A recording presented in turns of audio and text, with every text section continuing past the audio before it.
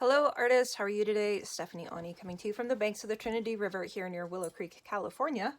Ozzy and I welcome you to the studio. You can come say hi? Oh, he is. Hello, buddy. Hi, sweetheart. Yes. How are you doing? Gonna look up here? You gonna look up or are you just gonna what are you doing, Goofy? What are you doing, Goofball? What are you doing? Do you know you're on camera? Is that the deal? You're freaking out because you're on camera. Or you just want scratches. Was it true? Oh, where you going? Where you going? Oh, big dog.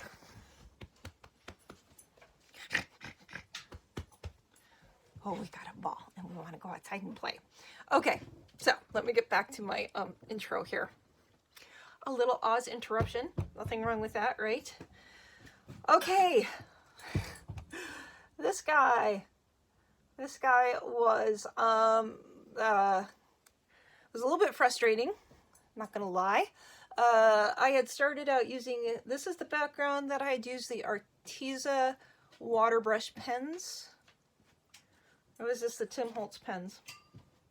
I think this was the Tim Holtz distress marker background. Not positive on that. It could have been the Arteza marker. The real brush pens. I'll have to check that. You'll see it, of course, once you see the video. But let me tell you what I used on it to get this final effect.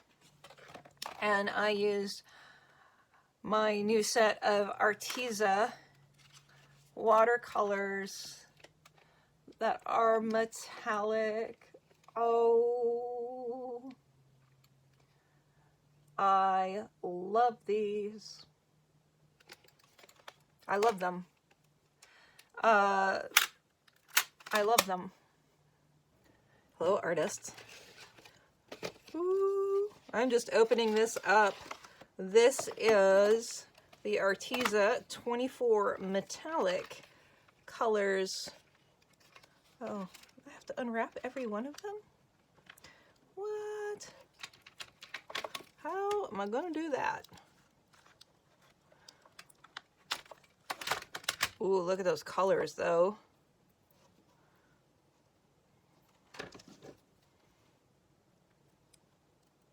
Huh. Well, it does keep everything safe and secure, which is what we want. Oh, wow.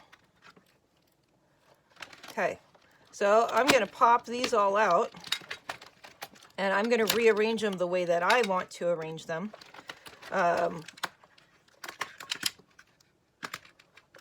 It looks like the blues are all together, the greens are all together. There's pinks, iridescent pink. Oh, it's so pretty. Look at those gorgeous colors. All right, I'm gonna get these opened up and then we're gonna play.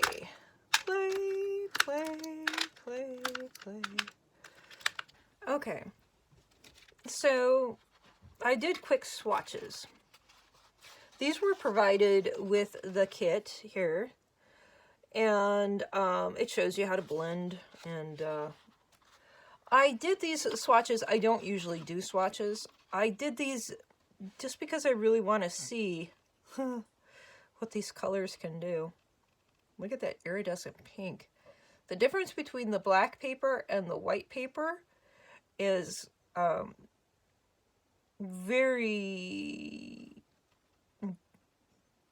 it makes a huge difference what's behind it. I mean, look at that plum purple.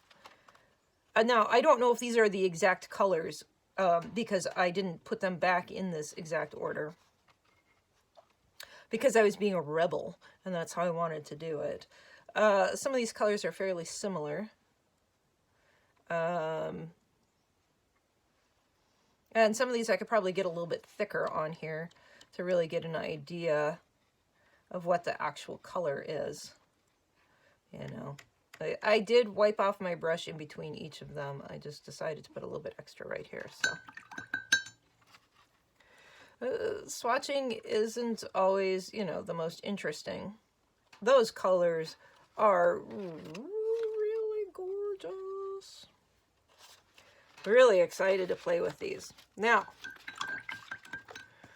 Do you need both the watercolors and the gouache? I don't know. I would guess not.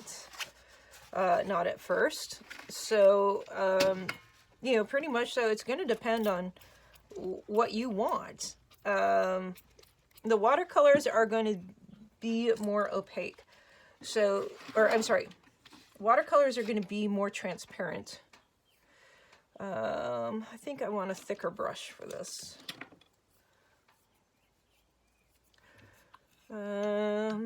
Let's see.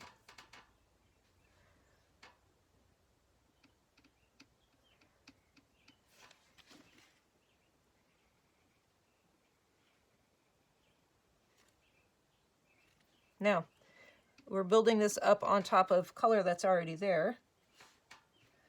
So that's going to make a difference. If this was just plain white underneath of there, it would definitely make a difference.